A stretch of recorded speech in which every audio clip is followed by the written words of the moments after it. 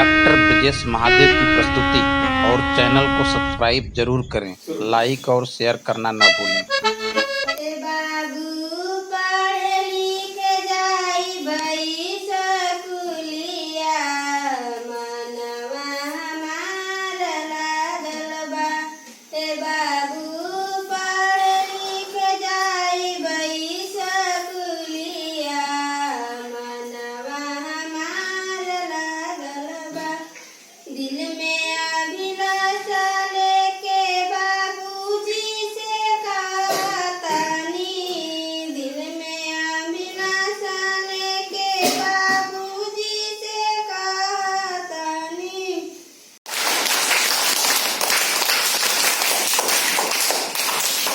बहुत सुंदर।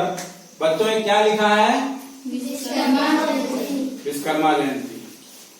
विश्वकर्मा पूजा पूरे देश में बड़े धूमधाम से मनाया जाता है और आप सब लोग विश्वकर्मा जी को जानते हो। अगर नहीं जानते हो तो इतना जान लो, विश्वकर्मा जी भगवान के रूप में है, ब्रह्मा जी के पुत्र माने जाते हैं और वह जो है एक अलौकिक पुरुष थे। वह मन में जो सोचते थे जमीन पर वो उसको हकीकत में मूर्त रूप कर देते थे।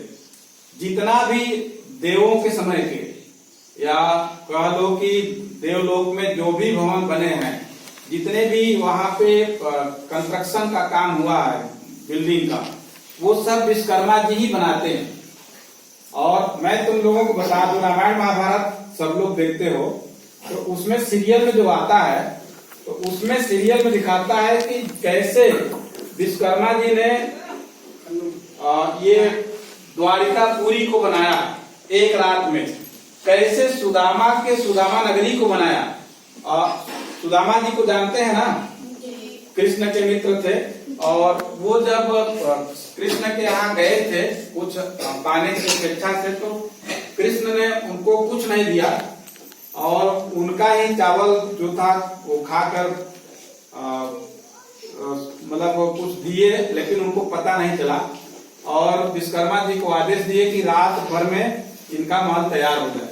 तो ये एक ऐसे महान शिल्पकार थे जो पूरे धरती पर, पूरे ब्रह्मांड में कहीं भी इनके बराबर नहीं था कोई।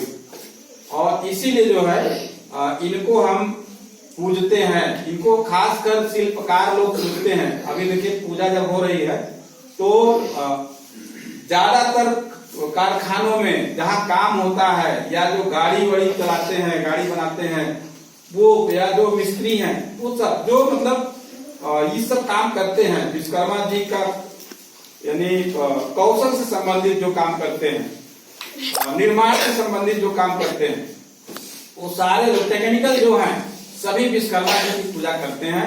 इसलिए कि वो विश्वकर्मा जी द्वारा प्रेरित है। तो आप ऐसे ही समझिए कि भगवान विश्वकर्मा ब्रह्मा जी के पुत्र हैं और उनके बराबर पूरे ब्रह्मांड में कोई भी शिल्पकार नहीं है, वही एकमात्र शिल्पकार हैं, बाकी उनके सौजन्य से हैं।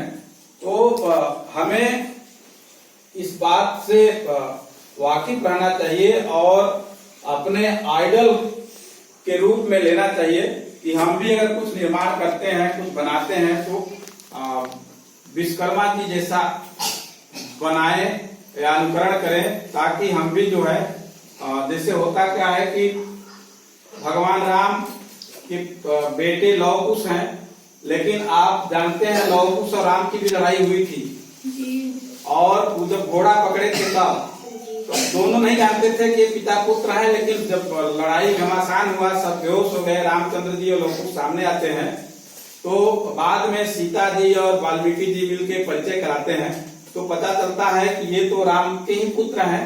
तो उन्हें भी आश्चर्य होता है। तो मतलब कि अभी तक भगवान सोचते थे कि हमसे भगवान कोई नहीं है, रावण कुमार के भी आए। तो आप भी कुछ ऐसा करो कि भगवान या जिसको आप मानते हो आइडल, वो भी सोचे कि ये हमसे आगे निकल गया, हम गुरु हैं, आप शिष्य हैं, तो कुछ ऐसा करिए कि हमसे भी आगे निकल जाइए। ऐसा अगर कर लेते हैं तो हम लोगों को बड़ी खुशी होगी। और यहाँ पर आप लोगों के विश्वकर्मा के रूप में हम लोग हमेशा से सक्रिय हैं, एक्टिव हैं, कार्य कर रहे हैं। और एक कुंभ कार्य की तरह आप लोगों को तराशने का काम कर रहे हैं, वही काम जो विश्वकर्मा जी तक करते हैं। तो हम लोगों की इच्छा है कि आप अच्छे से पढ़ो, सुंदर बनो और नाम कमाओ, आगे बढ़ो, मेहनत करो। तो ऐसा जब करोगे तो एक अच्छे फेर में जाओगे और माता पिता खुश होंगे, गांव खुश होगा, नाम कमाओगे। तो इतना जान लो कि कोई भी जयंती हम मनाते हैं तो उसका एक उद्देश्य होता है, उससे हम मोटिवेट हों, प्रेरित हों। और प्रेरित कब होंगे? जब मन में विश्वास होगा।